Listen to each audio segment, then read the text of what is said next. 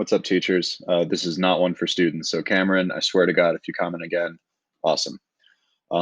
So this is an idea I had a couple years ago for how I collect and manage late work. And I've been doing it digitally for a long time so that I don't lose it.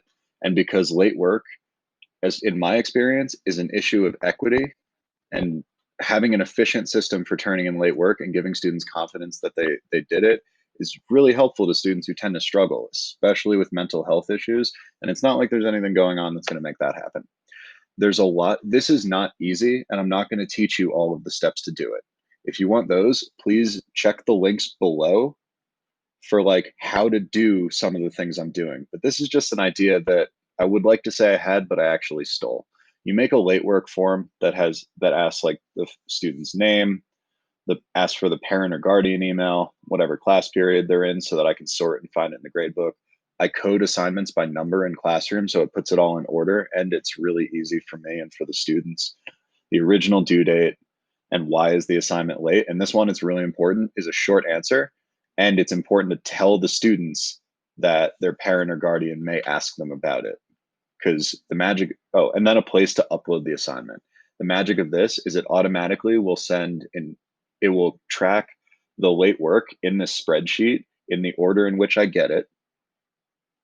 It will track who turned it in, the parent or guardian email. It will track all of this stuff as well as why is the assignment late.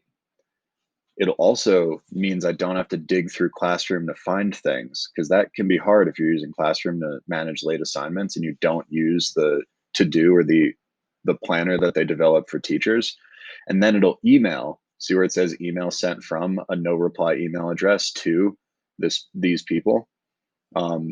It'll email both the student and the parent or guardian and tell them that the late work's been turned in, which is really helpful for avoiding confusion. Receipts are nice. So what you have to do, I use what's called a mail merge, which it takes a spreadsheet and plugs it into a template email. I use Formule because I find it simple. AutoCrat is, in my opinion, a lot better, and it can do a lot more than just send emails. It's really cool. Ferraro does some awesome stuff with it. But there's also things like yet another mail merge. There's like 5 or 10 mail merge apps for sheets, but you click on add-ons, get add-ons, and you'll find them there. This is something that really helped me out in just terms of organization and making stuff faster, right? And taking away and making the stuff that is annoying more efficient so that I don't have to deal with it as much. Again, if you think this is a cool idea, how to do it is in the links below. I'm not teaching you all of that because it would be a real long video. This is for the advanced. This is for the people who want to spend some time up front to save a lot of time in the long run. I've been doing this for 2 years and this form has not broken. I have not had to readjust the mail merge very much. And students appreciate the consistency and predictability and reliability. So do I.